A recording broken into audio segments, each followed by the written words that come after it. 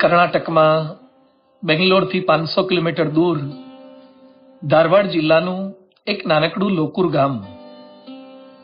આ ગામની વિશેષતા એનો ભીમનના પરિવાર છે.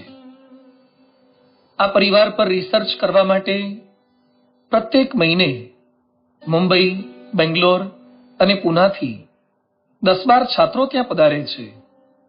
એક ડાયરેક્ટરે તો આના પર એક ફિલ્મ પણ બનાવી છે. શી વિશેષતા છે આ પરિવારની?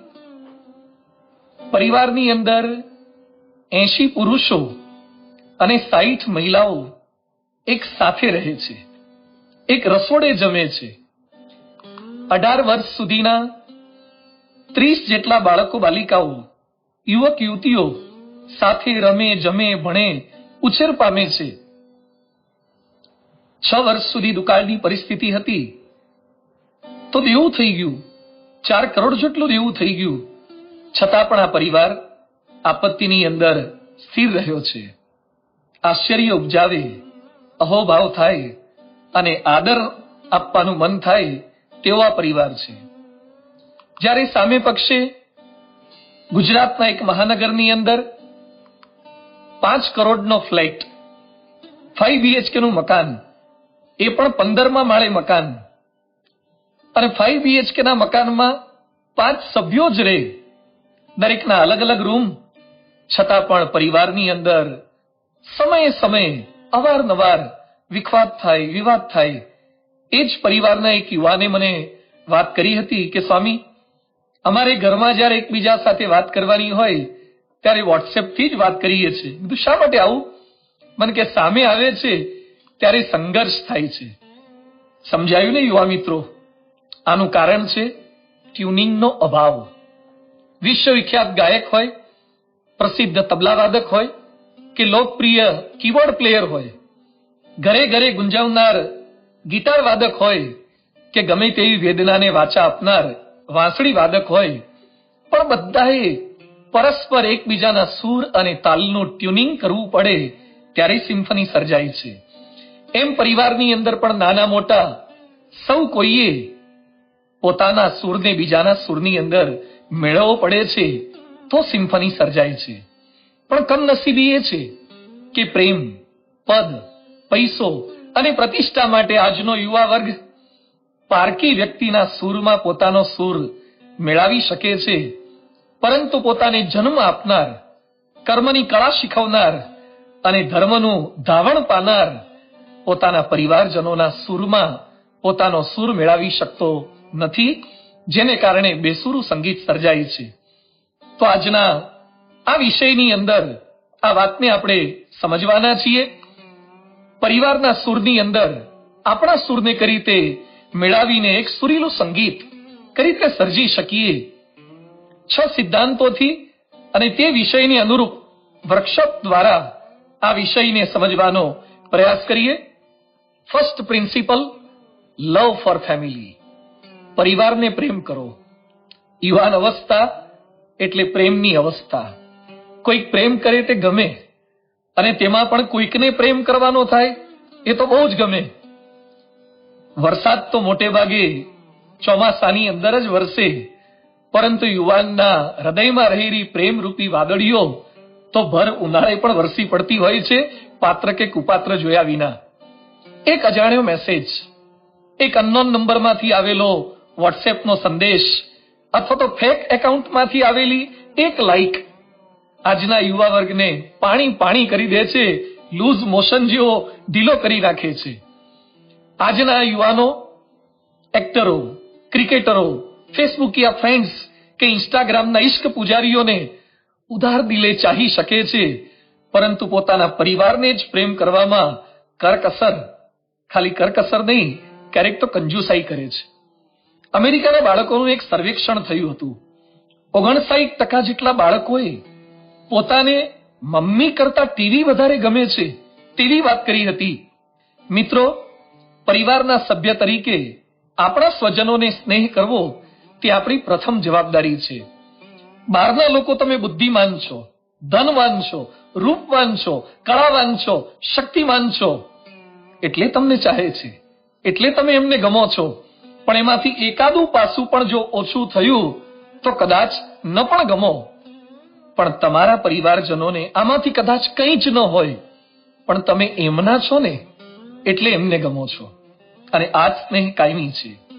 રાજકુમારી સીતા, જેને લગ્ન બાદ રાજ્ય સુખ પ્રાપ્ત ન થયું, પણ 14 વર્ષનું વનવાસનું દુઃખ મળ્યું, એમાં પણ પાછું સગર્ભાવસ્થાની અંદર રાજ્યનો ત્યાગ કરવો પડ્યો, છતાં પણ સીતાએ ભગવાનને એ જ પ્રાર્થના કરી, ભૂયો યથા મે જનનાંતરે અપી ત્વમેવ ભર્તા ન ચ વિપ્રયોગઃ.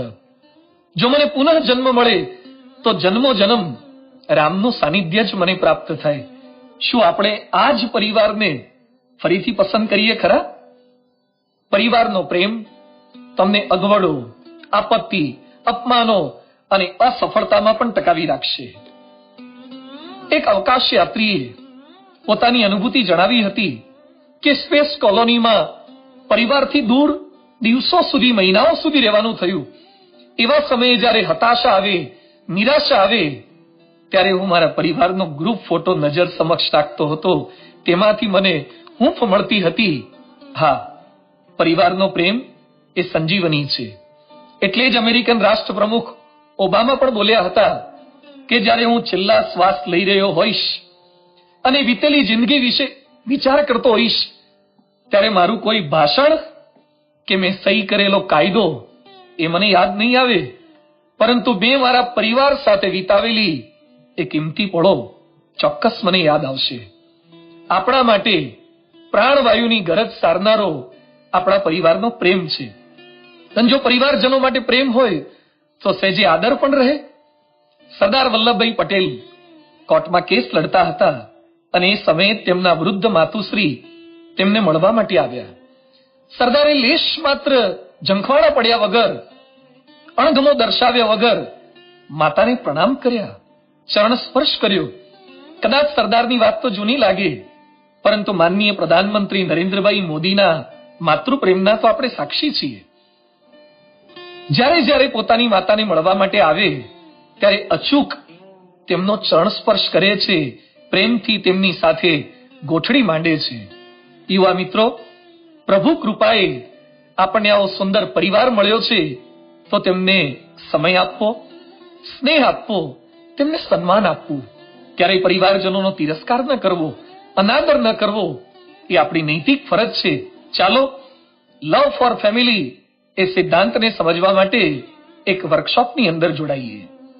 લવ ફોર ફેમિલીમાં પ્રથમ પ્રશ્ન છે, તમને કોની સાથે સમય વિતાવો વધુ ગમે છે? એ, મિત્રો સાથે, બી, ટીવી મીડિયા સાથે, સી, સ્પોર્ટ્સ સાથે, કે ડી, પરિવાર સાથે? જવાબ આપજો. ભલે ધીમેથી આપો, ભલે મનમાં બોલી લો, પણ ચોક્કસ જવાબ આપજો કે કોની સાથે સમય વિતાવો આપણને ગમે છે. બીજો પ્રશ્ન છે, તમારા પરિવારના તમામ સભ્યોની ઉંમરનું ગ્રાન્ડ ટોટલ કરો. કેટલાના મનમાં શરૂ થઈ ગયું હશે? ક્યારે કરી શકશો? એપ્રોક્સ બોલશો કે એક્ઝેક્ટ ગ્રાન્ડ ટોટલ આવે છે? જો તમને તમારા પપ્પા, તમારા મમ્મી, તમારા ભાઈ, તમારી બહેન કે તમારા દાદા દાદી, પરિવારના તમામ સભ્યોની એક્ઝેક્ટ ઉંમર ખબર હશે તો જ તમે ગ્રાન્ડ ટોટલ કરી શકશો. લવ ફોર ફેમિલી એટલે મિત્રોના જન્મદિવસની ઉંમર જેમ યાદ રાખો છો ને, એમ પરિવારના સભ્યોના જન્મદિવસ અને ઉંમર પણ યાદ રાખવી જોઈએ. ત્રીજો પ્રશ્ન છે, જો તમને ફરી જન્મ મળે, આમ તો આપણે અક્ષરધામમાં જ જવું છે, પણ જો ફરી જન્મ મળે તો તમે કયો પરિવાર પસંદ કરશો? કેટલાક તો રાહ જોતા હશે. વિકલ્પ એ, મારે તો સમૃદ્ધ પરિવારમાં જન્મ લેવો છે, અમેરિકામાં કે ઓસ્ટ્રેલિયામાં આવા દેશોમાં જન્મ લેવો છે. 2, સમજુ પરિવારમાં જન્મ લેવો છે, આ મને ના સમજે એવા પરિવારમાં ફરીવાર શું આવું? સી, સત્તાવાન પરિવાર, જેના હાથમાં રાજ્યની કે દેશની સત્તા હોય એવો સત્તાવાન પરિવાર પસંદ કરું. અને ડી, આ જ પરિવાર. મિત્રો, કયો પરિવાર પસંદ કરશો? આ જ પરિવાર પસંદ કરવો એ લવ ફોર ફેમિલી છે.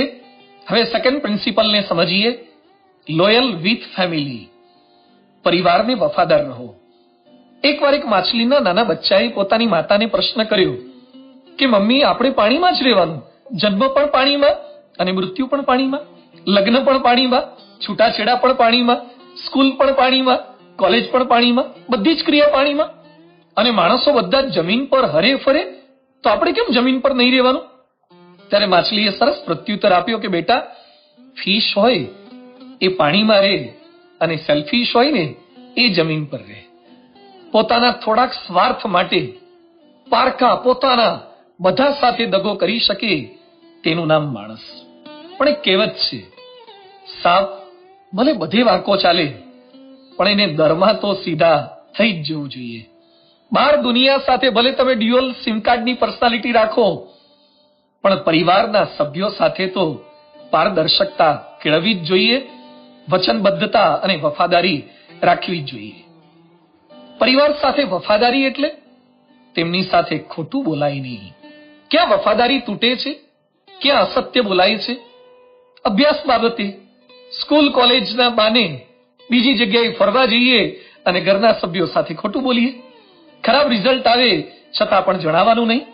ફીના નામે વધારે પૈસા ઘરેથી કલેક્ટ કરવાના અને ખોટી જગ્યાએ વાપરવાના.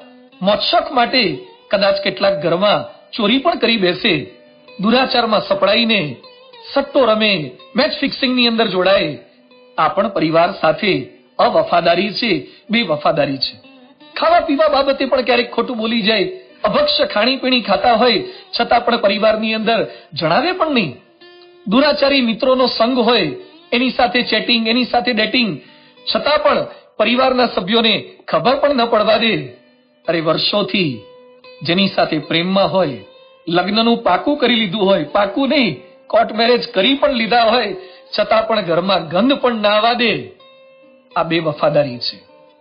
જે આદર્શ સંતાન હોય એ પરિવાર સાથે આવી બેવફાઈ કદી ન કરે. એ ખોટું બોલે તો નહીં, પણ આપેલ કે અપાયેલ વચનને ખોટું પાડે પણ નહીં. રામ 14 વર્ષ સુધી વનની અંદર રહ્યા. વનવાસ દરમિયાન રામને નિષાદ રાજનું પણ આમંત્રણ મળ્યું હતું. રામને સુવર્ણમયી લંકાની અંદર આમંત્રણ મળ્યું હતું, છતાં પણ રામ ન નિષાદના રાજ્યમાં ગયા, રામ ન સોનાની લંકાને જોવા માટે પણ ગયા. કારણ કે પિતા દશરથને વચન આપ્યું હતું કે 14 વર્ષ સુધી હું વનવાસ કરીશ. મહાત્મા ગાંધીજી વિલાયત અભ્યાસ કરવા માટે ગયા. એ સમયે વિદેશી મિત્રો એમને દારૂ પીવા માટે સમજાવે, કન્વિન્સ કરવાનો પ્રયત્ન કરે, છતાં પણ ગાંધીજી એક જ વાક્ય બોલતા, મારી માતાને મેં વચન આપ્યું છે. જાદુગર કેલાલને, વિખ્યાત અભિનેતા રાજ કપૂરની પાર્ટીમાં અનેક લોકોએ દારૂ પીવા માટે સમજાવ્યા. જાદુગર કેલાલના મુખમાંથી એક જ વાક્ય નીકળ્યું, મેં મારા બાપને દારૂ ન પીવાનું વચન આપ્યું છે. વફાદારી એટલે વચનબદ્ધતા. તો લોયલ વિથ ફેમિલી, પરિવાર સાથે વફાદારી કેળવીએ તો પરિવારના સૂરમાં આપણો સૂર ચોક્કસ ભેળવી શકીએ છીએ. ચાલો વફાદારીના એ સિદ્ધાંતોને એક વિશિષ્ટ વર્કશોપ દ્વારા આત્મસાત કરીએ. મિત્રો, વર્કશોપ છે લોયલ વિથ ફેમિલી. પરિવારને વફાદાર રહેવાનું છે. થોડાક પ્રશ્નો પૂછી અને આપણી વફાદારીને આપણે જાતે જ ચકાસીએ. પ્રથમ પ્રશ્ન છે, તમારા પરિવારજનો સાથે ખોટું ક્યારે બોલો છો? એ, અભ્યાસમાં નિષ્ફળતા મળે ત્યારે. બી, પૈસા બાબતે ભૂલ થાય ત્યારે. સી, નિયમ ધર્મની કંઈક ભૂલ થાય ત્યારે. કે ડી, ખોટું બોલવાની જરૂર પડતી નથી. હશે કેટલાક ડીની અંદર આવે એવા. આપણે જાતે મૂલ્યાંકન કરવાનું છે કે મારાથી પરિવારજનો સાથે ખોટું ક્યારે ક્યારે બોલાય છે. બીજો પ્રશ્ન છે, તમારે પરિવારમાં ખોટું કેમ બોલવું પડે છે? એ, કેટલાક યુવકો એમ કહેશે કે સાચું બોલવાથી કામ થતું જ નથી. બી, સાચું બોલવાથી સંબંધો બગડે છે, ખોટું બોલીએ તો ઉલટાનો સ્નેહ અને પ્રેમ જળવાઈ રહે છે. સી, સાચું બોલવામાં બીક લાગે છે, મમ્મી કે પપ્પા આગળ સાચું બોલવામાં ગભરાટ થાય છે, આપણી છાપ કેવી પડશે, સંબંધ બગડી જશે તો. અને ડી, કેટલાક તો આવા પણ હોય છે, હું એકલો નહીં, ઘરમાં બધા બોલે છે, હું એકલો ક્યાં ખોટું બોલું છું, આ પણ વિચારધારા હોય છે. અને ત્રીજી અંતરદ્રષ્ટિ છે, તમારા માતા પિતાથી છુપાવી રાખી હોય તેવી તમારી કોઈ પણ એક ભૂલનો તેઓ સમક્ષ પ્રેમથી સ્વીકાર કરો. મિત્રો, નાની મોટી ભૂલ દરેકથી થાય. માણસ માત્ર ભૂલને પાત્ર. જેમ ડોક્ટર પાસે જઈએ તો છુપાવાથી રોગ ન ટળે, એમ પરિવારજનો એ આપણા હિત ચિંતક છે. તો કઈક એવી નાની મોટી ભૂલ જેનો સ્વીકાર કરવાનો આપણે પ્રારંભ કરવો જોઈએ, તો લોયલ વિથ ફેમિલી એ સૂત્રને આપણે સાકાર કરી શકીએ છીએ. આજનો થર્ડ પ્રિન્સિપલ છે કેર ફોર ફેમિલી, પરિવારની સેવા અને સંભાળ. આપનામાંથી જેને સાયકલ આવડતી હોય તે હાથ ઊંચો કરે. ઘણા બધાએ કરી દીધા, ઘણા બધા નહીં, તમામે કરી દીધા. પણ યાદ રાખજો, જેને જન્મથી સાયકલ આવડતી હોય તે હાથ ઊંચો રાખે, બાકીના નીચે મૂકી દે. જો ટપોટપ બધા નીચે પડી ગયા. બીજો પ્રશ્ન, આપનામાંથી જેને એબીસીડી બોલતા આવડતી હોય હાથ ઊંચો કરે, તમામના હાથ ઊંચે. પણ ફરી પ્રશ્ન, જે જન્મથી એબીસીડી બોલતા હોય, કોઈના શીખવ્યા વગર બોલતા હોય, તે હાથ ઊંચો રાખે, બાકીના નીચે મૂકી દે. All out. ત્રીજો પ્રશ્ન, જે જાતે સ્નાન કરી શકતા હોય, નાહી ધોઈ શકતા હોય, એ હાથ ઊંચો કરે. તમામ. પણ ફરી પાછો પ્રશ્નમાં પ્રશ્ન, જે જન્મથી જાતે નાતા ધોતા હોય, જન્મથી જાતે કપડાં પહેરતા હોય, એ હાથ ઊંચો રાખી, બાકીના બધા નીચે મૂકી દે. All out. બધા જ નપાસ થાય એવા પ્રશ્નો છે ને. આજે આપણું જે કંઈ પરિણામ છે, પદ છે, પૈસો છે, પ્રતિષ્ઠા છે, પ્રભાવ છે, તેના પાયામાં આપણો પરિવાર છે. જેણે તન, મન અને ધનથી આપણી સંભાળ રાખી અને આપણને વામનમાંથી વિરાટ બનાવ્યા, તેવા પરિવારની કેર કરવી, સેવા કરવી, સંભાળ રાખવી, સરભરા કરવી, તે આપણી જવાબદારી છે. અને સેવા દ્વારા, સંભાળ દ્વારા આપણે પરિવારના સૂરમાં આપણો સૂર ચોક્કસ મિલાવી શકીએ છીએ. અંધ મા બાપની સેવા કરનાર, તીર્થયાત્રા કરાવનાર શ્રવણના એ દેશમાં આજે પરિસ્થિતિ કેવી બની છે. અમદાવાદમાં એક ડોક્ટર દંપતીએ પોતાના 8 વર્ષના એક બાળકને પ્રશ્ન પૂછ્યો કે અમે જ્યારે મોટા થઈશું ત્યારે તું અમારી સંભાળ રાખીશ ને? શું જવાબ આપ્યો હશે ડોક્ટરના દીકરાએ? 8 વર્ષનો બાળક બોલ્યો, daddy, I will have to ask my wife. તમને રાખવા કે નહીં તે મારે મારી પત્નીને પૂછવું પડશે. હજી મૂછનો દોરોય ફૂટ્યો નથી, છતાં પણ પત્ની જો હા પાડશે તો તમારી સેવા સંભાળ હું કરી શકીશ. દોસ્તો, આ દ્રષ્ટાંત નથી, લાખો ઘરોના દુઃખદ દસ્તાવેજ સમી આ વાત છે. એટલે જ ભગવાન સ્વામિનારાયણે શિક્ષાપત્રીમાં લખ્યું છે, યાવત જીવમ ચ શુશ્રુષા કાર્યા માતુઃ પિતુઃ ગુરુઃ. મા બાપ જ્યાં સુધી જીવે ને ત્યાં સુધી એમની સેવા સરભરા કરવી જોઈએ. ઇંગ્લેન્ડના દીક્ષિત નામના એક આપણા સત્સંગી યુવાન, જેને રેવન્સ લેન યુનિવર્સિટીમાં પ્રવેશ પ્રાપ્ત થયો, એના પ્રિય વિષય ગ્રાફિક ડિઝાઇન અને ફોટોગ્રાફીમાં એડમિશન મળ્યું હતું. પણ દુર્ભાગ્યવશ તેના માતુશ્રીને પેરાલિસિસનો એટેક આવ્યો, જેને કારણે કમરથી નીચેના તમામ અંગો એના ખોટા થઈ ગયા. આ દીક્ષિતે સુંદર કારકિર્દીને ઠોકર મારી રસોઈ શીખ્યો. ઘરમાં જાતે રસોઈ બનાવે, માતાની બધી જ સેવા સરભરા પોતે કરે. કેર ફોર ફેમિલી આ છે. સ્વજનોની શરીરથી સંભાળ રાખવી જોઈએ, સાધનો અને સગવડથી સંભાળ રાખવી જોઈએ, અને તેમની સંવેદના માટે તેમની શબ્દોથી સંભાળ લેવી પણ ખૂબ જરૂરી છે. કાળી મજૂરી કરીને તમને ભણાવનાર, તૈયાર કરનાર તમારા પપ્પાની બાજુમાં એકવાર બેસજો અને પ્રેમથી એમનો આભાર માનજો. એમનું બધું ટેન્શન દૂર થઈ જશે. નિસ્વાર્થ ભાવે તમારી રસોઈ કરે, તમારા કપડાં ધોવે, તમારા વાસણ ધોવે, ઘરમાં કચરા પોતા કરે, એવી તમારી જનેતા, એવા તમારા માતુશ્રીની બાજુમાં બેસીને પ્રેમથી, વાલથી એનો આભાર માનજો ને, માતાનો બધો જ થાક દૂર થઈ જશે.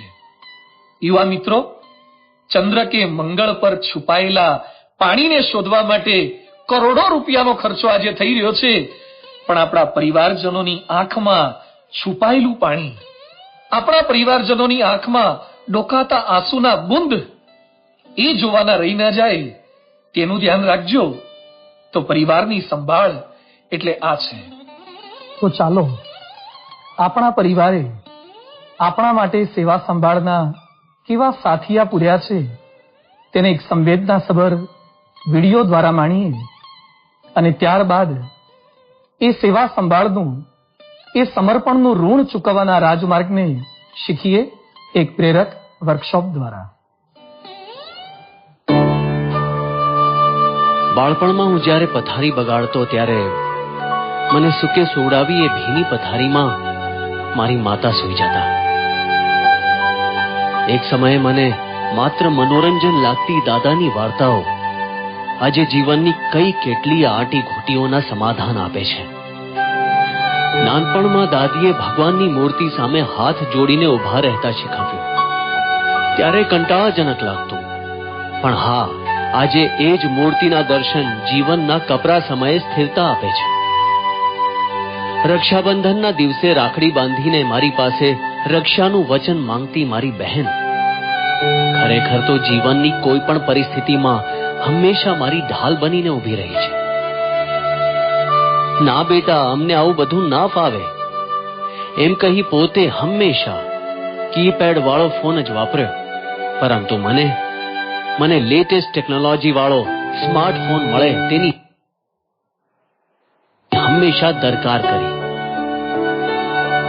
આ એક્ટિવા જોવો છો ને, મારા ટ્યુશન જવા માટે પપ્પાએ લઈ દીધું છે. પણ હા, પોતે તો હજુ પેલું જૂનું બજાજ સ્કૂટર જ વાપરે છે.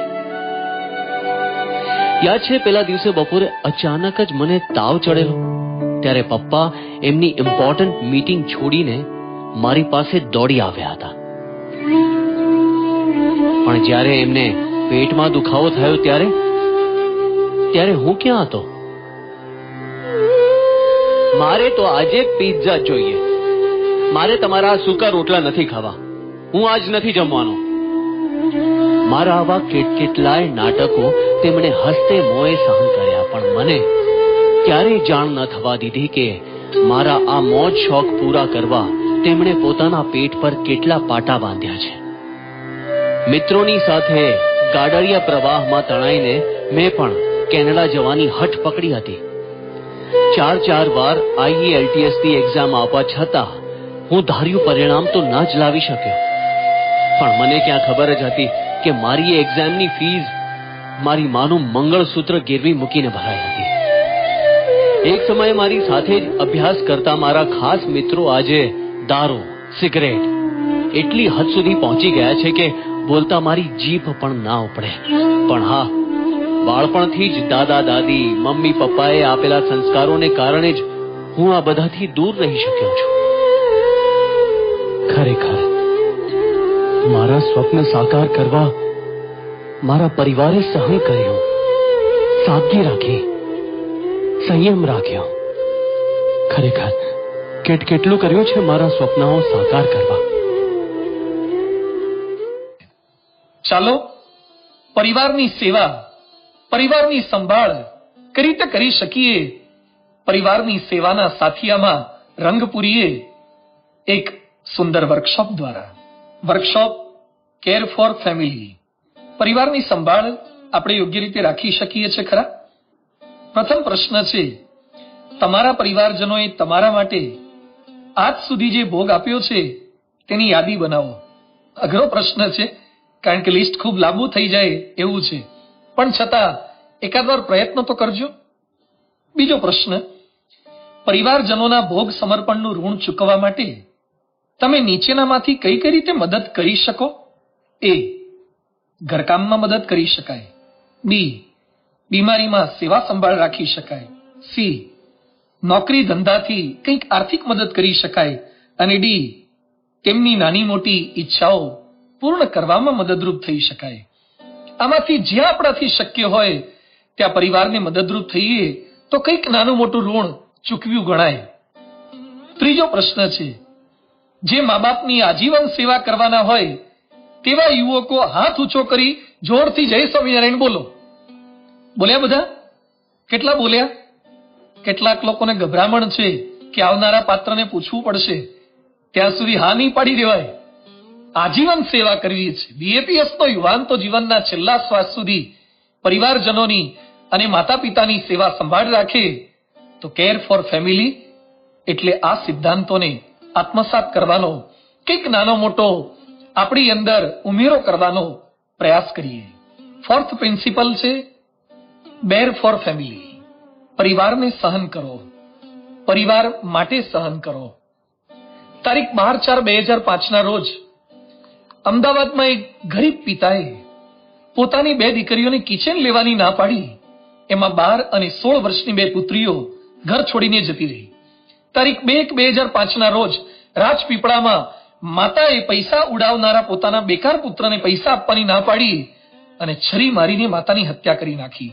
તારીખ 9/9/2004 રોજ મુંબઈના બોરીવલીમાં નિતેશ ભોલે નામના એક યુવકને એની મનપસંદ છોકરી સાથે લગ્ન કરવાની પિતાએ ના પાડી તો પિતા સુધાકર ભોલેની હત્યા કરી નાખી, ટુકડા કરી દીધા, દાટી નાખી અને પોતે ક્યાંક ફરવા જતો રહ્યો.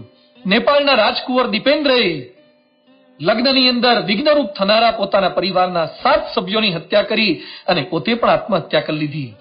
ઝારખંડની અંદર એક પિતાએ પોતાના દીકરાને જેગુઆર ગાડી લઈ આપવાની ના પાડી તો દીકરાએ ઓલરેડી પિતાજી અપાવેલી BMW કારને નદીના પ્રવાહની અંદર ફેંકી દીધી.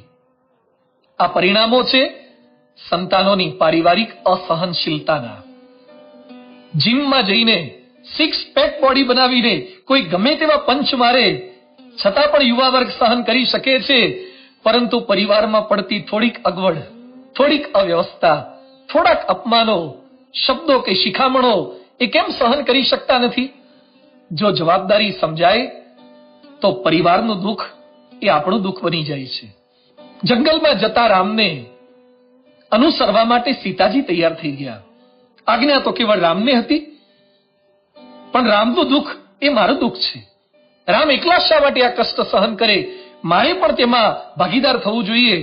એ સમયે શ્રી રામ સીતાજીને વનના તમામ દુઃખ ગણાવે છે કે તમને કષ્ટ પડશે, તકલીફ પડશે, તમારે શા માટે સામેથી સહન કરવું છે? એ સમયે સીતાજી રામને કહે છે, એ ત્વયા કીર્તિતા દોષા વને વસ્તવ્યામ પ્રતિ ગુણાન નિત્યૈવ તાન વિદ્ધિ તવ સ્નેહ પુરસ્કૃતા. તમે જેટલી તકલીફો જણાવી છે ને, કદાચ એના કરતા અનેક ગણી તકલીફો આવે ને તો પણ હું સહન કરી લઈશ, કારણ કે તમારા માટે મને સ્નેહ છે અને તમને મારા માટે સ્નેહ છે. મહાભારતમાં પણ કંઈક આવી જ ઘટના બની. ભૂલ તો યુધિષ્ઠિરની હતી જુગાર રમવાની, પણ છતાં બધા જ પાંડવોએ 12 કે 13 વર્ષના વનવાસની અંદર પ્રેમથી સાથે મળીને એ સમયને પસાર કર્યો. અને આજે પરિસ્થિતિ કેવી બને છે? ઘરમાં એકાદ વ્યક્તિ પણ ભૂલે ચૂકે જો કોરોના પોઝિટિવ ડિટેક્ટ થઈ અને બાકીના સભ્યોને ક્વોરન્ટાઇન થવું પડ્યું, ઘરમાં બંધક થઈને રહેવું પડ્યું, તો કેવો ગુસ્સો થાય છે, કેવો અણગમો થાય છે. ખાલી 14 દિવસ રહેવું પડે તો પણ અરુચિ થઈ જાય છે. રામાયણનો પરિવાર ને મહાભારતનો પરિવાર પોતાના સ્નેહીજનો માટે 14 વર્ષ સુધી વનની અંદર રહ્યો હતો. જવાબદારી એટલે પરિવારની પરિસ્થિતિ સહન કરવી. બ્રહ્મ સ્વરૂપ શાસ્ત્રીજી મહારાજના સ્વર્ણતુલા મહોત્સવ ઉપક્રમે પ્રમુખ સ્વામી મહારાજનો કોઈ જ વાંક નહોતો, કોઈ જ ભૂલ નહોતી, છતાં પણ મોટેરા હરિભક્તોની ગેરસમજ થઈ એટલે એમણે પ્રમુખ સ્વામી મહારાજને બેસાડીને ખૂબ ઠપકો આપ્યો. ખૂબ ગુસ્સામાં, આવેશમાં આવીને ભારે શબ્દો ઉચ્ચાર્યા. જ્યારે સંતોએ પ્રમુખ સ્વામી મહારાજને આ સંબંધી પ્રશ્ન પૂછ્યો ત્યારે સ્વામીજી બોલ્યા હતા, એ બધા વડીલ હતા, જૂના હતા, સત્સંગના મોટેરા હતા, તે બધાનો મને વઢવાનો અધિકાર હતો. બોલી શકાય આવું આપણા પરિવારજનો માટે કે મારા પરિવારજનોને મને ઠપકો આપવાનો, બોલવાનો, વઢવાનો અધિકાર છે? કેટલાક તો બોલે છે તો મને નહીં બોલવાનું, હું લેશ માત્ર સહન ન કરી શકું. અરે ભાઈ, કદાચ કોઈક સ્વભાવવશ બોલી ગયા, આપણું કામ બગડ્યું પણ ખરું, વાંક નહોતો છતાં બોલી ગયા, તોય સહન કરવાનું. રામ ભગવાનનો ક્યાં વાંક હતો? છતાં પણ કૈકેયીએ 14 વર્ષ સુધી જંગલમાં મોકલ્યા. પાછા આવ્યા પછી રામ સૌથી પહેલા કૈકેયીને પગે લાગ્યા છે. પ્રથમ રામ ભેટી કૈકેયી અને રામ કૈકેયીને પગે લાગીને શું કહે છે? આપનો કોઈ દોષ નથી, એ તો ભાગ્યમાં લખ્યું એમ થાય, એમ કહીને એમના મનમાંથી પણ શોક ટાળી નાખ્યો. શ્રી રામની જગ્યાએ આપણે હોઈએ તો પાછા આવતા પહેલા કૈકેયીની વ્યવસ્થા કરવાનું વિચારી રાખ્યું હોય. વાંકાનેરના એક યુવાને પરમ પૂજ્ય પ્રમુખ સ્વામી મહારાજને કહ્યું હતું કે જો હું મારા બાપને જેલના સળિયા ના ગણાવું તો એનો દીકરો નહીં. શું છે પરિવારના સ્વભાવ સહન કરવાની તૈયારી? આપણી પરંપરા આપણને કેવી શિક્ષા ને કેવી દીક્ષા આપે છે. પરમ પૂજ્ય મહંત સ્વામી મહારાજને સંતોએ પ્રશ્ન પૂછ્યો હતો કે સ્વામી, બાપાની જેમ આપનું પણ ખૂબ અપમાન થયું છે, બહારનાય અપમાન કર્યું છે, અંદરનાય અપમાન કર્યું છે. આપણી પરંપરા આપણને કેવી શિક્ષા ને કેવી દીક્ષા આપે છે. પરમ પૂજ્ય મહંત સ્વામી મહારાજને સંતોએ પ્રશ્ન પૂછ્યો હતો કે સ્વામી, બાપાની જેમ આપનું પણ ખૂબ અપમાન થયું છે, બહારનાય અપમાન કર્યું છે, અંદરનાય અપમાન કર્યું છે, અપશબ્દો કહ્યા છે, અનાદર કર્યો છે, છતાં આપે કયો વિચાર રાખ્યો હતો? મહંત સ્વામીજી બોલ્યા હતા કે છોકર મત કહેવાય, અને એક વાક્ય તો અદ્ભુત બોલ્યા હતા કે મને ક્યારેય પણ કોઈએ મારું અપમાન કર્યું હોય તેવું આજ સુધી લાગ્યું જ નથી. આપણને તો કોઈક અપમાન કરી ગયું હોય તેને દાઢમાં રાખીએ. મહંત સ્વામી મહારાજ કોઈને દાઢમાં પણ નથી રાખતા, દાંતમાં પણ નથી રાખતા. અરે એ તો માન કે અપમાન કરનાર સૌ કોઈને દિલમાં રાખે છે. ચાલો આપણા પરિવારના સૂરની અંદર સૂર મિલાવો હોય, સહનશીલતાના શિલાલેખને સમજીએ એક સુંદર વર્કશોપ દ્વારા. બેર ફોર ફેમિલી વર્કશોપ છે. પરિવારને સહન કરો, પરિવાર માટે સહન કરો. પ્રથમ પ્રશ્ન છે, ઘરમાં મમ્મી પપ્પા કે વડીલો તમને ઠપકો આપે ત્યારે કયા કયા વિચાર આવે છે? મા બાપનો જેમ વઢવાનો અધિકાર છે તો આપણો વિચાર કરવાનો અધિકાર તો હોઈ શકે ને. પહેલો વિચાર કેટલાકને આવે કે દર વખતે ભૂલ જ બતાવે છે, વખાણ કરતા તો આવડતું જ નથી, કોઈ દિવસ એપ્રિશિએટ કરતા જ નથી. બી, કેટલાક યુવકો એવું પણ કે હું તો રિસાઈ જ જાઉં અને બોલવાનું બંધ જ કરી દઉં, ઉપવાસ પર ઉતરી જાઉં કદાચ, જ્યાં સુધી મને મનાવા ના આવે ત્યાં સુધી રીસ છોડું નહીં. સી, હું તો જરાય સહન ન કરું, સામે જવાબ આપી જ દઉં. કેટલાક લોકો તો ઉધાર રાખે જ નહીં, રોકડું જ પડખાવે. અને ડી, આપના જેવા કેટલાક આદર્શ યુવાનો પણ હોય, મારા સગા છે, તેમણે મને મોટો કર્યો છે, મારા માટે ઘસાયા છે, તો તેમનો મને વઢવાનો અધિકાર છે. આપણે પણ અંતરદ્રષ્ટિ કરીએ કે ઘરમાં જ્યારે આપણને ઠપકો મળે ત્યારે કેવા કેવા વિચાર આપણા મનમાં આવે છે. બીજો પ્રશ્ન છે, જીવનમાં સુખ શાંતિ જોઈતી હોય તો ક્યાં ક્યાં સહન કરવું પડશે તેની યાદી બનાવો. કેટલાકને એમ લાગતું હોય છે કે આપણે બાળક છીએ, યુવાન છીએ અને મા બાપ આપણા કરતા મોટા છે એટલે આપણને વઢવઢ કરે છે અને સહન કરવું પડે છે. યાદ રાખજો, જિંદગીમાં ખાલી ઘરમાં જ સહન કરવાનું નથી. સ્કૂલમાં, કોલેજમાં, નોકરીમાં, ધંધામાં, સમાજમાં એક જગ્યા એવી લાવો કે જ્યાં સહન કરવાનું ના હોય. યાદી બનાવી જોજો. ત્રીજો પ્રશ્ન, પરમ પૂજ્ય પ્રમુખ સ્વામી મહારાજે વિચિત્ર સ્વભાવના માણસોને સાચવ્યા હોય, નભાવ્યા હોય, તેમની સાથે સેવા કરી હોય તેવા પ્રસંગ યાદ કરો. સ્વામીશ્રી તો દરેકની પ્રકૃતિ પણ જાણતા હતા અને પ્રવૃત્તિ પણ જાણતા હતા, છતાં પણ સ્વામી બાપા દરેકના સ્વભાવને કેવા પ્રેમથી સહન કરતા હતા. પોતાને ઝેર આપનારને પણ સ્વામીશ્રીએ વર્ષો સુધી સાચવ્યા છે અને કોઈને એ વાત કરી પણ નથી. આપણે એમના જીવનમાંથી પ્રેરણા લઈ અને આપણા પરિવાર પ્રત્યે બેર ફોર ફેમિલીની ભાવના અચૂક કેળવવાનો પ્રયાસ કરીએ. ફિફ્થ પ્રિન્સિપલ છે રેપ્યુટ ફોર ફેમિલી. પાંચમો સિદ્ધાંત, પરિવારની શોભા બનો અને પરિવારની શોભા વધારો. એકવાર યુધિષ્ઠિરે માર્કંડેય મુનિને કહ્યું હતું કે માતા પિતા તપ કરે, પૂજા કરે, તિતિક્ષાનો ગુણ કેળવે, વિવિધ ઉપાયો કરે ત્યારે સંતાન પ્રાપ્તિ થાય છે. પરંતુ સંતાન પ્રાપ્તિ પછી એક ચિંતા રહે છે. કઈ ચિંતા છે? ચિંતયંતી સદા વીર કીદૃશોયમ ભવિષ્યતિ. આ દીકરો કે દીકરી કેવા થશે? પરિવારને તારશે કે ડૂબાડશે? આ ચિંતા કેવળ 5000 વર્ષ પહેલા યુધિષ્ઠિરને જ નહોતી થતી. આજે ઘરે ઘરે યુધિષ્ઠિરને આવી ચિંતા થાય છે. આટલો ખર્ચો કર્યો છે તો ભણશે તો ખરો ને, નામ તો રોશન કરશે ને, વ્યસન દૂષણ કે મારામારીમાં ભળીને કંઈ છાપે તો નહીં ચડાવે ને, ફ્રેન્ડશીપ કે લવશીપના કુંડાળે પડીને સમાજમાં આપણું નામ તો નહીં બોલે ને, નિયમ ધર્મયુક્ત જીવનથી અમારો સત્સંગનો વારસો રાખશે તો ખરો ને. હા, પરિવારની આબરૂ, ગૌરવ, ક્રેડિટને જાળવવી અને વધારવી તે આપણી ફરજ છે, જવાબદારી છે. તો પરિવારના સૂરમાં આપણો સૂર ચોક્કસ ભળે છે. તમારી હાર કે જીત એ કેવળ તમારી જ હાર જીત નથી, પરંતુ એ સમગ્ર પરિવારની હાર જીત છે. તમને પાસ કરાવવા માટે, તમને એડમિશન અપાવવા માટે, તમને નોકરીએ ચડાવવા માટે, અરે તમારી સગાઈ કરવા માટે તમારા માતા પિતાએ કરગરવું પડે, હાથ જોડવા પડે, ભીખ માગવી પડે, તો એ તમે પરિવારની આબરૂ વધારી નથી, પરંતુ આપણી ઘટાડી કહેવાય, આબરૂ ઘટાડી કહેવાય. યુવા વર્ગ જ્યારે ભેગો થાય ત્યારે બોલીવુડ, હોલીવુડ કે સ્પોર્ટ્સના સ્ટારની વાતો કરતો હોય છે, પરંતુ તમારા માતા પિતા જ્યારે ભેગા થતા હોય છે ને, ત્યારે એ લોકો તો તમારી સફળતાઓની જ વાતો કરે છે, તમારા પરાક્રમોની જ વાતો કરે છે, કારણ કે તેમના માટે સાચા હીરો એ તમે જ છો. એટલે કે પરિવારની શોભા આપણે વધારવાની છે. શેના આધારે? આપણા શિક્ષણથી, આપણા સંસ્કારોથી શોભા વધારવાની છે. અને જો તમે સંસ્કારી હશો તો કળિયુગની અંદર પણ તમારા માતા પિતાને સતયુગની અનુભૂતિ એ ચોક્કસ થતી હશે.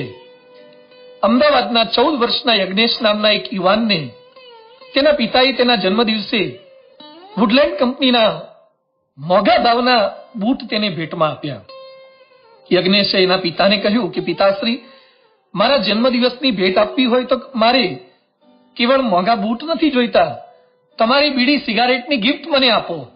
પિતાએ ઘણી દલીલ કરી, સમજાવવાનો પ્રયત્ન કર્યો, છતાં પણ છેવટે યજ્ઞેશના સંસ્કારો સામે પિતાએ ઝૂકવું પડ્યું, વ્યસન છોડ્યું, અને પિતાશ્રીએ સત્સંગી યુવાન સામે જોઈને બોલ્યા કે બેટા, આજે તું મારો ગુરુ થયો.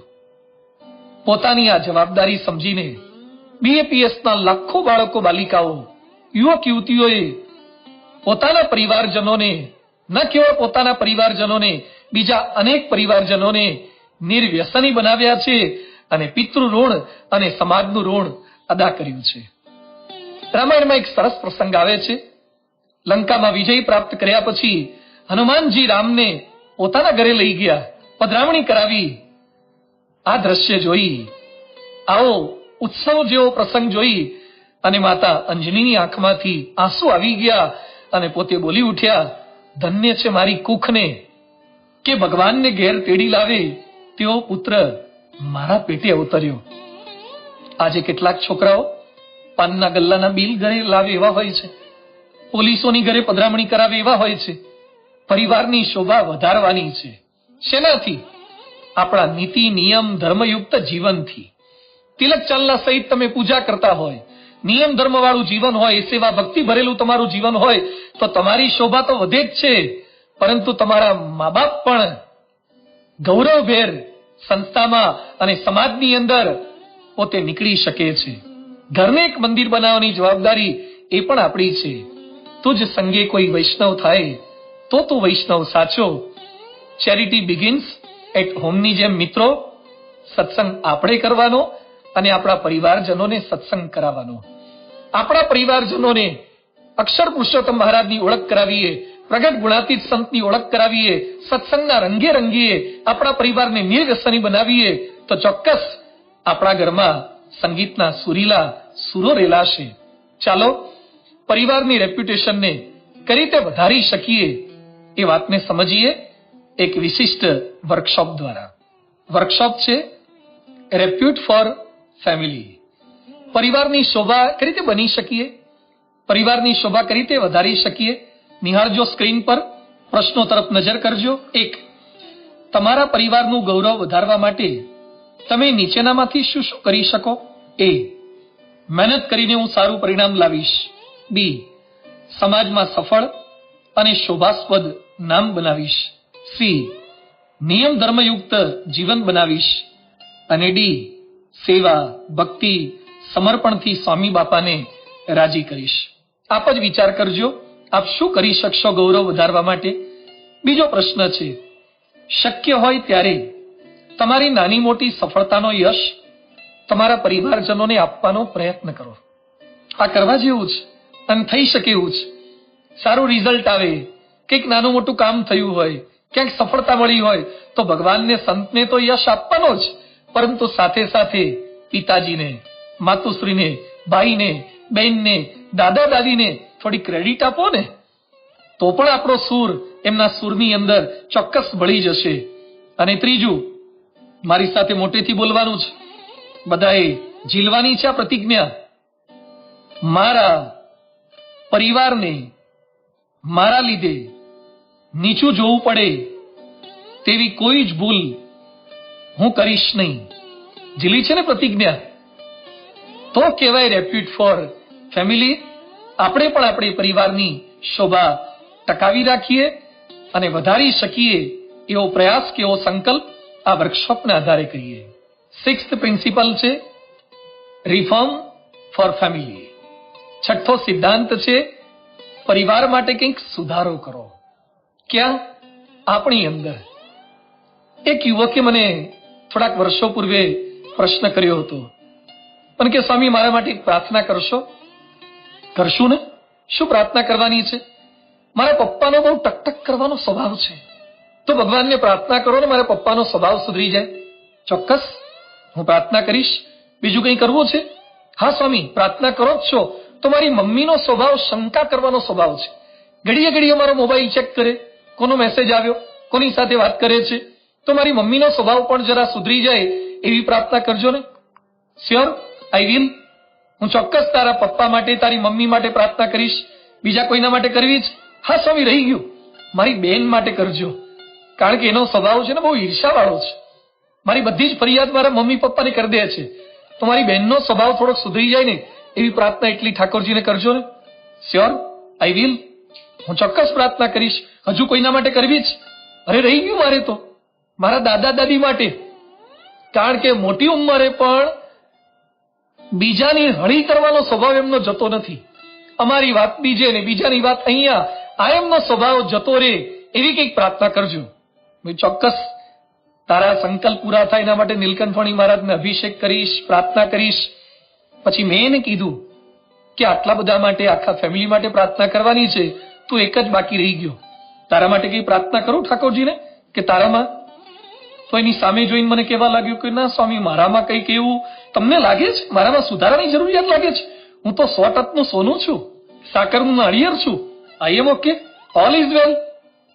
લગભગ તમામ યુવા વર્ગને મમ્મી પપ્પામાં કે પરિવારજનોમાં એડિટિંગ કરવા જેવું લાગે છે.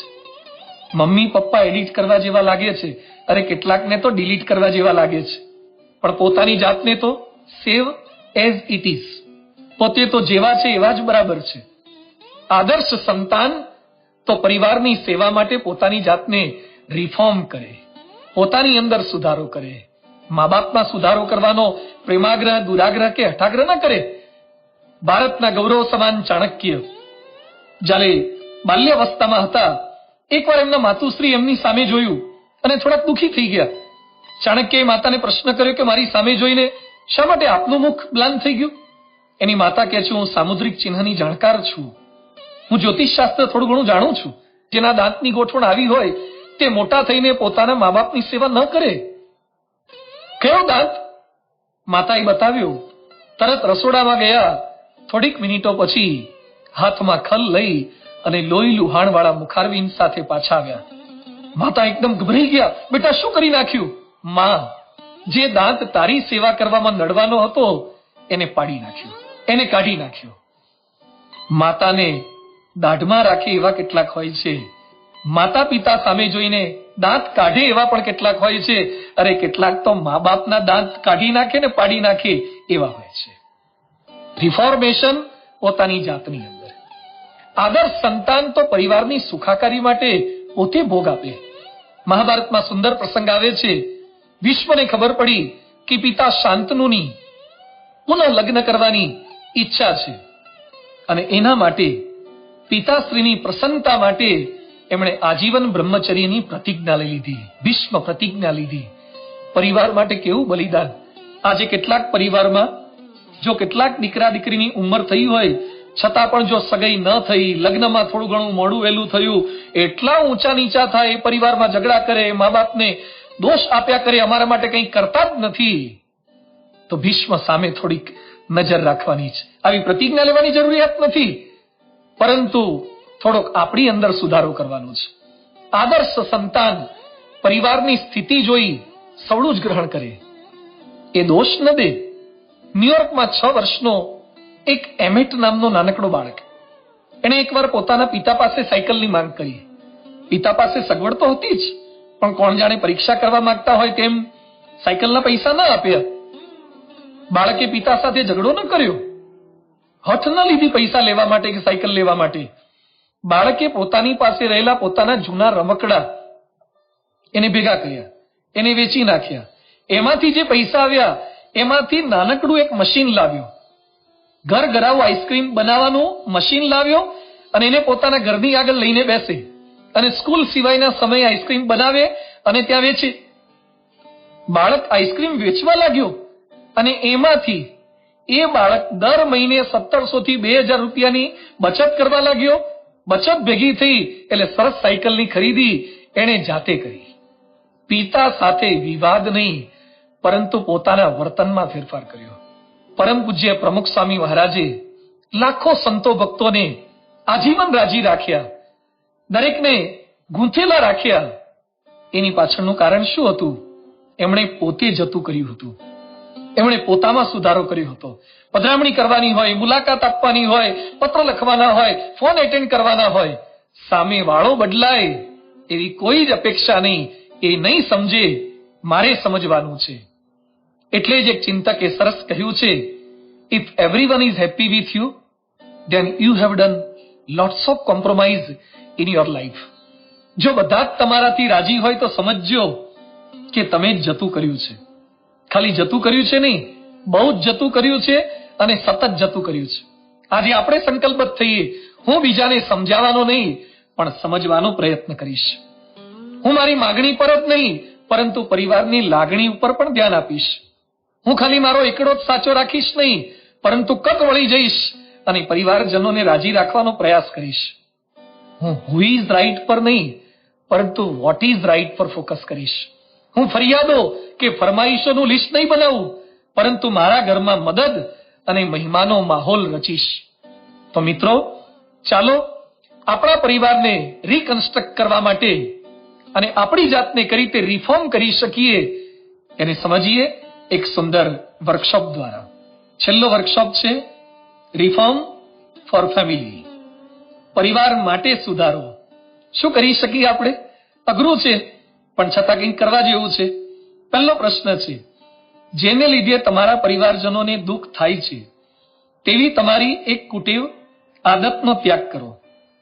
આમ તો આપનામાં કોઈ કુટેવ ન હોય પણ છતાં ક્યાંક નાની મોટી કુટેવ હોય તો જોતા જજો અને જે કંઈ થઈ શકે એને છોડવાનો સંકલ્પ કરજો. એ, સવારે મોડા ઉઠવાની કુટેવ હું છોડીશ. બી, મોબાઈલ સોશિયલ મીડિયાનો વધુ પડતો ઉપયોગ કરું છું જે મારા મા બાપને બિલકુલ નથી ગમતું, એ ઓછો કરી દઈશ. સી, અભ્યાસમાં આળસ પ્રમાદ બિલકુલ નહીં કરું. ડી, ખરાબ મિત્રોની સોબત રાખીશ નહીં. ઈ, રીસાવાનો કે ગુસ્સે થવાનો મારો સ્વભાવ છોડી દઈશ. અને એફ, ક્યારેક ક્યારેક નિયમ ધર્મનો લોપ થઈ જાય છે એ હવે હું લોપ નહીં કરું. આપ જાતે નક્કી કરજો, કોઈ જબરજસ્તી નથી પણ કંઈક સંકલ્પ કરજો. બીજો પ્રશ્ન છે, જે પરિવારમાં ઝઘડા થતા હોય તેવા પરિવારને યાદ કરો. ઘણા બધા પરિવારો તમારા નજર સમક્ષ આવશે, ક્યાંક તમારો પરિવાર ના આવી જાય, ધ્યાન રાખજો. જે પરિવારમાં ઝઘડા થતા હોય તેવા પરિવારને યાદ કરો, તેના સંઘર્ષનું કારણ વિચારો અને તેના સમાધાનનો ઉપાય પણ વિચારો. અને ત્રીજો પ્રશ્ન છે, પરમ પૂજ્ય મહંત સ્વામી મહારાજ લાખો સંતો ભક્તોના બીએપીએસ પરિવારને કઈ રીતે રાજી રાખે છે. સ્વામી શ્રી લાખો સંતો ભક્તોનો પ્રેમ કઈ રીતે સંપાદિત કરી શક્યા? કેમ બધાને સ્વામી માટે સમર્પિત થવાનું મન થાય છે? સ્વામીનું સાનિધ્ય ગમે છે? એ પ્રેરક પ્રવચન કે કુશળ આયોજનથી એમણે બધાને વશ કર્યા છે? બી, ચમત્કારો બતાવે છે, પરચા આપે છે, એવા આશીર્વાદ આપે છે? સી, પંચ વર્તમાન યુક્ત આદર્શ સાધુતાથી વશ કરી લીધા? કે ડી, શાંત, સરળ, સર્વગુણગ્રાહી, સેવાભાવી અને નિર્માની વ્યક્તિત્વથી? જોઈએ છે આપણે બાળકને સામેથી પગે લાગે છે, કેવું નિરાળું નિર્દંભ વ્યક્તિત્વ છે મહંત સ્વામી મહારાજનું.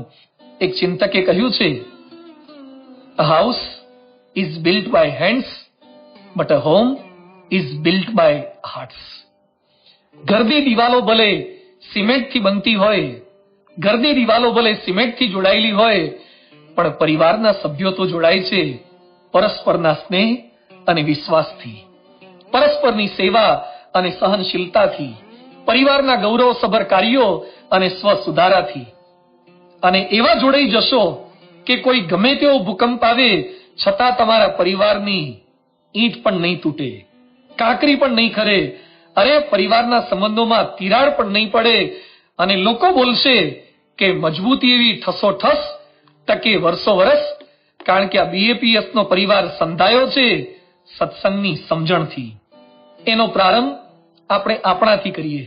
વડીલોમાં સુધારો થાય, પરિવારના સભ્યોમાં સુધારો થાય એવી આશા પણ ન રાખીએ, અપેક્ષા પણ ન રાખીએ અને પ્રાર્થના પણ ન કરીએ. આપણે એવા આદર્શ સંતાન બની જઈએ કે આપણા મા બાપને ભગવાન પ્રશ્ન પૂછે કે તમારે ફરીથી પૃથ્વી પર જન્મ લેવાનો થાય તો કોને દીકરા દીકરી તરીકે પસંદ કરશો? કોણ છાતી પર હાથ મૂકીને કહી શકે કે નવો જો જન્મ લેવાનો થાય તો મારા મમ્મી પપ્પા મને જ પસંદ કરશે? આ તમે સંપાદિત કરેલો વિશ્વાસ કહી શકાય, આને તમારા પરિવારજનો સાથેના સ્નેહનું ફળ કહી શકાય. તો મહારાજ સ્વામી, પરમ પૂજ્ય પ્રમુખ સ્વામી મહારાજ, પરમ પૂજ્ય મહંત સ્વામી મહારાજના શ્રી ચરણોમાં પ્રાર્થના કરીએ. નવરાત્રી ચાલી રહી છે, ઓનલાઈન નવરાત્રી જેવો માહોલ છે.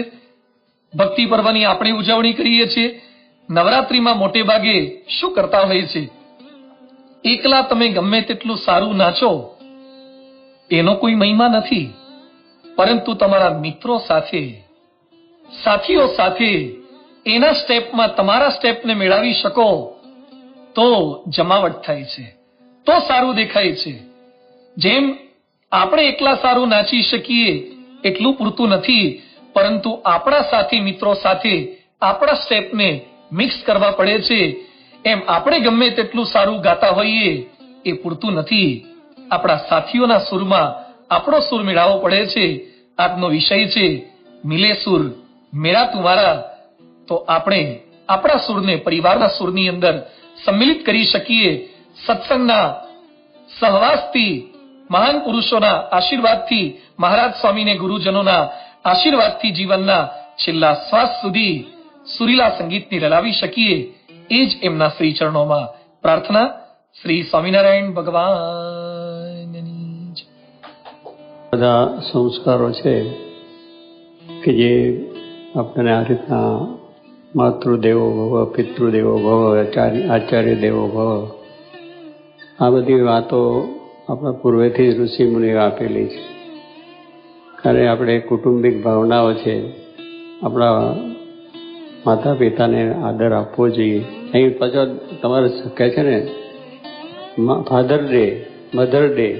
હવે વર્ષમાં એક વખત મધર ડે. આપણે તો દરરોજ માતાને પગે લાગવાનું, પાફાન લગાવવાનું. આપણો તો સંસ્કૃતિ કહે છે કે આપણે તો 24 અવર અને આખું યર આપણા માતા પિતાને એને માનવાના છે, પૂજવાના છે, પગે લાગવાના છે. વર્ષમાં એક વખત મધર ડે આવે. આપણે દરરોજ મધરને ફાધર ડે આવે. બધા દરરોજ તમે પૂજા લાગો, એને પગે લાગો, વંદન કરો, બધું કરવાનું છે જ. એને આપણને આ બધું આપ્યું છે, એટલે માતા પિતાને પણ આપણે એટલું ઋણ છે કે એને આપણને માટે આ કર્યું છે તો કરવું જ જોઈએ. એ વૃદ્ધ થયા તો પછી કમાણી કરીને આપણે એની સેવા કરવી જોઈએ, અને એ પ્રમાણે એનું એને બધી રીતે આપણી જેટલી સેવા થાય એ રીતે કરવી જોઈએ. એ આપણી ફરજ છે. બાળકને એ ફરજ છે કે એને જે નાનપણથી ઉછેર કર્યા કે આપણે 15-20 વર્ષના 25 વર્ષના અભ્યાસ કરીને તૈયાર થયા પછી આપણી ફરજ થઈ પડે છે કે એમને આપણે મદદ કરવી જોઈએ. એમને જો જેમ દુઃખ સુખ વેઠીને આપણે જ્યારે કરવી જોઈએ તો આપણે પણ પછી આપણા સ્વભાવ હતા, નાનપણમાં આપણા સ્વભાવ વિચિત્ર હતા તો એને સહન કર્યા છે. આપણે ઝાડા પેશાબ કર્યા તો એને સાફ કર્યા છે. આપણા કપડાં પણ ધોયા છે. આપણે બધી રીતે ખાવા પીવામાં ધ્યાન રાખ્યું છે, અભ્યાસમાં ધ્યાન રાખ્યું છે. તો મોટા થયા પછી આપણે એને ભૂલી નહીં જવા જોઈએ. એ એનો ઉપકાર છે. એ ઉપકારને માટે આપણે પણ એમના સ્વભાવને એનો ઉપકાર, પછી માતા પિતાના એ સ્વભાવો તો છે જ, પણ છોકરાએ સમજવાનું છે કે મારા સ્વભાવ પણ એમને સહન કર્યા છે. તો એ મોટા થયા તો આપણે એમના સ્વભાવ સહન કરો, પણ સહન કરીને ચલાવીએ. એટલે આપણી ભારતીય સંસ્કૃતિ એ કુટુંબ ભાવનાની અંદર ગમે એટલું સુખ આવે દુઃખ આવે તો પણ એ સુખ દુઃખ વેઠવાનું છે. આપણે માતા પિતાની સેવા કરવી અગત્યની છે. આપણો સ્વભાવ એમનો સ્વભાવ હોય તો સહન કરીને પણ આપણે એમને ઓલ્ડ હોમમાં મોકલવા નથી. અત્યારે જમાનો પાસે એવો થયો છે કે 2 લગ્ન થયા એટલે દીકરી જે પત્ની થઈ એને પેલા પતિના મા બાપ ગમે નહીં, અને પત્નીના ભાવ હોય, પત્નીનો હોય તો પેલા છોકરાને ગમે નહીં કે મારે ઘરે નહીં, એટલે તને મોટો કર્યો, આ તમને બેને ભેગા કરનારી હોય છે એને તો મૂકી દેવાની વાત કરો. પણ આજે એવો જમાનો કે મારે ઘરે મારા એ માતા પિતા ના જોઈએ. છોકરીને એમ થાય, છોકરાને એમ થાય કે મારે ત્યાં ના જોઈએ. તો કોને ત્યાં તારે જાય? એ જાય ક્યાં? બિચારો રખડી પડે કે ના રખડી? એટલે આ સંસ્કાર નથી પહેલેથી. આપણે આપણી સંસ્કૃતિ સાચવો. અત્યારથી આપણે એટલા માટે તૈયાર કરીએ છીએ કે ભાઈ તમારા મા બાપને ગમે તે હોય તો પણ તમારે એને પગે લાગવું, એને વંદન કરવું. અને એ રીતે છે તમારી ભક્તિથી તમારા પ્રેમથી પણ મા બાપના સ્વભાવ સારા પણ થશે અને એને પણ શાંતિ અને સુખ પ્રાપ્ત થશે. કારણ કે આપણે ભગવાનને માનીએ છીએ, ધર્મને માનીએ છીએ, એટલે એ દ્રઢતા રાખીશું એટલી અનુકૂળતા ભગવાન આપણને કરી આપશે. માટે માતા પિતાની સેવા હંમેશા કરવી. આજના કાર્યક્રમના અંતિમ ચરણમાં મહારાજ સ્વામીને આરતી અર્ઘ્ય અર્પણ કરીએ.